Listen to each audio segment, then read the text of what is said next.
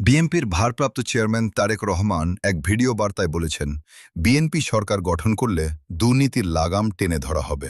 সেই সাথে এও বলেছেন, একমাত্র বিএনপি পেরেছিল দেশকে দুর্নীতি থেকে বের করে নিয়ে আসতে। ইনশাল্লাহ আগামী দিনেও বিএনপি পারবে। অর্থাৎ একমাত্র বিএনপি পেরেছিল দুর্নীতি থেকে দেশকে বের করে আনতে। এইটা কথাটা পুরোপুরি মিথ্যা হলেও এখন আগামীতে আসলেই কি দুর্নীতির লাগাম টেনে ধরতে পারবে তারেক রহমানের বিএনপি? এটা বুঝতে হলে আগে বুঝতে হবে বাংলাদেশে দুর্নীতি কারা করে। যে দল যখন ক্ষমতায় থাকে তখন সেই দলের নেতাকর্মীরাই দুর্নীতি করে সবচেয়ে বেশি।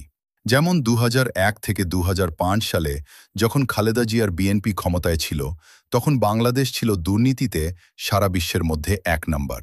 তাছাড়া গত 17 বছরে আওয়ামী লীগের নেতাকর্মীরা ক্ষমতায় থেকে কত যে দুর্নীতি করেছে তার হিসাব গণনা করে শেষ করা যাবে না। এই অবস্থায় বাংলাদেশে দুর্নীতির বিরুদ্ধে যাওয়া মানে নিজেদের দলের নেতাকর্মীদের বিরুদ্ধেই যেতে হবে। আসল কথা হচ্ছে, বিএনপি দল হিসেবে যদি দুর্নীতির বিরুদ্ধে দাঁড়াতে চায় তাহলে বিএনপির নেতাকর্মীদের বিরুদ্ধেই যেতে হবে।